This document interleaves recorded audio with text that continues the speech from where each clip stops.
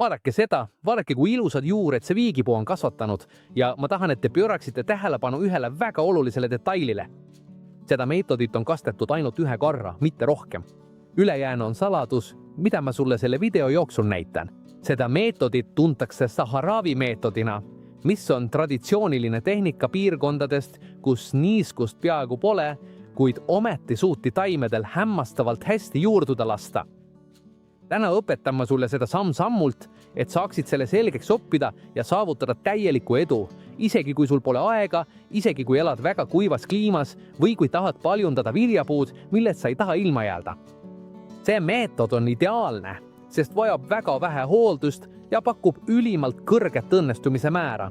Selle süsteemiga saad oma puust täpse koopia. Viigipuu, granaatõunapuu, õunapuu, ükskõik mis sul talus, aias või peenramaal kasvab. Lähme nüüd materjalide juurde. Saharavi meetodi jaoks on vaja väga vähe. Must muld või turvas või liiv. Kõik kolm sobivad. Ühekordne tops või väike anum. Terav lõike nugavasi taskuruba. Teip, sidemed või peenike nöör, mille õhukiht kinnitada.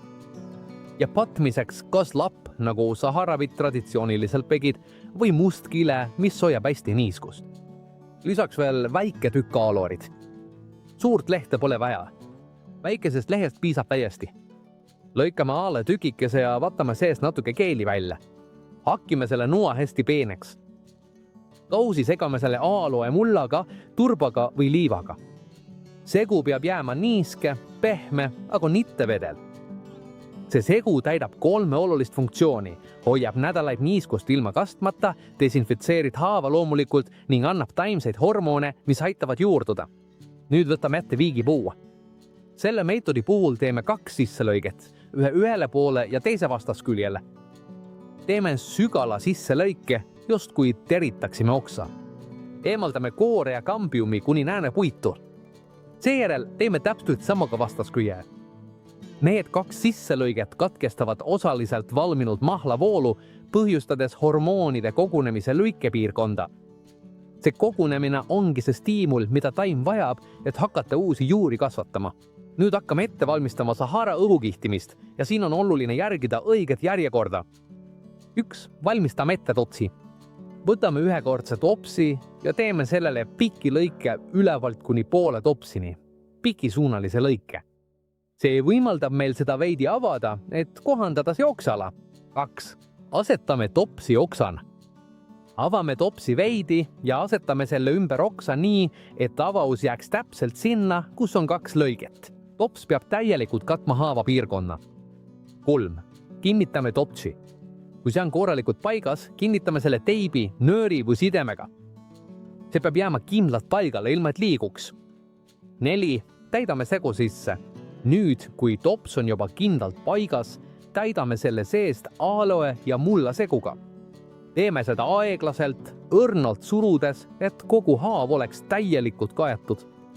5. Anname ainukese kastmise, kastame väga kergelt, ainult 1 korra. Liigne vesi voolab välja topsi vertikaalsest lõikest. Rohkem me ei kasta. Aaloe hoiab niiskust nädalaid. Seejärel katame kogu õhukihtumise kas lapiga, nagu vanasti tehti, või musta plastikuga, kui tahame praktilisemat lahendust. See kaitseb otsese päikese eest ja säilitab niiskuse sees. Oluline on teada, Sahara meetod ei vaja tavaliselt rohkem kastmist. 1 kord on täiesti piisav. Aga kui mingil erandjuhul näeme, et substraat õhukihtumise sees on liiga kuiv, siis võib anda väikese lisakastmise. Ja enne kui jätkame, tahan sulle rääkida millestki väga huvitavast. Saharalased ei kasutanud mitte ainult seda meetodit, vaid valisid ka hoolikalt, millal seda teha. Nad tegid seda kahaneva kuu ajal. Miks? Sest kogemuse põhjal teadsid nad, et kahaneva kuu ajal liigub puu maht juurte poole ja maapealne osa jääb rahuvikumaks. See tähendab, et oksal on väiksem sisemine surve, ta kaotab haava kaudu vähem mahla ning võtab palju paremini vastu uute juurte moodustumise. Lühidalt öeldes, taim kannatab vähem ja juurdub kergemini. Mis puudutab aastaaega, siis tehti seda kevade alguses või suve lõpus, kui taimel on veel jõudu juuri kasvatada, kuid ta ei ole veel täielikus kuuvastressis ega täielikus põuas. Kevadel hakkab maht liikuma ja taimel on energiat taastumiseks. Ja suve lõpus, kui kuumus veidi taandub, on ideaalne aeg, et õhukiht saaks areneda ilma suurema riskita, et segu ära kuivab. No, nüüd on tulemused käes. Kui me avame õhukihtimise koha, näeme valgeid, tugevaid ja terveid juuri ümbritsemas kogu seda ala, kuhu me sisse lõiked tegime. Sel hetkel lõikame lihtsalt altpoolt läbi ja meil ongi uus viigipuu, mis on identne emapuuga. Mida tähendab identne? See tähendab, et see uus puu annab sama palju vilju, sama kvaliteediga ja hakkab väga kiiresti juba vilju kandma. See on sõna otseses mõttes ema toime geneetiline kloon. See on väga oluline, sest kui me proovime kasvatada viljapuud seenest, siis peaaegu kunagi ei saa me sama tüüpi vilja. Seemned segavad geneetikat ja tulemus on nagu loterii. See võib anda palju vilju. Võib anda vähe vilju, halbu vilju või võib isegi võtta aastaid enne, kui hakkab vilju kandma või hakka üldse kunagi kandma. Seepärast on see meetod nii väärtuslik, sest kloonides emapuud teame täpselt, millist vilja saame ega raiska aastaid asjatule pingutusele. Sahara meetod tagab meile, et uus puu on sama tugev, sama produktiivne ja samade omadustega nagu algne puu. Viimane nõuanne. Kui eemaldad õhu kihtimise ja istutad oma uue viigipuu, hoia substrat esimestel nädalatel kergelt niiskena. Ole vaja vett üleli anda, piisab lihtsalt niiskuse hoidmisest.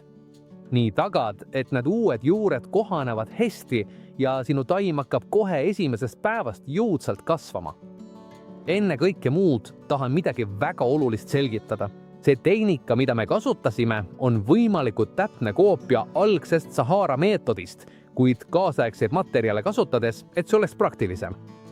Aga nüüd ütlen sulle täiesti ausalt ja oma kogemusele tuginedes, kui me 2 sisselõike asemel teeme täieliku rõngastamise ehk eemaldame kogu koore ümber õksa, siis on eduprotsent veelgi suurem.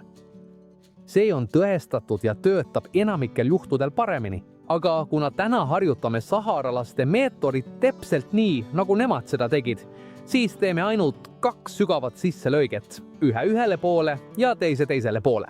Tahtsin selle selgeks teha, et vältida arusaamatusi.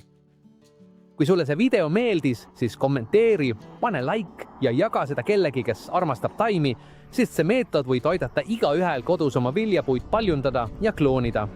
Ja mulle meeldiks väga, kui ütleksid, millise puuga sa seda proovima hakkad või kust maailma otsast sa mind vaatad. Kohtume järgmises videos.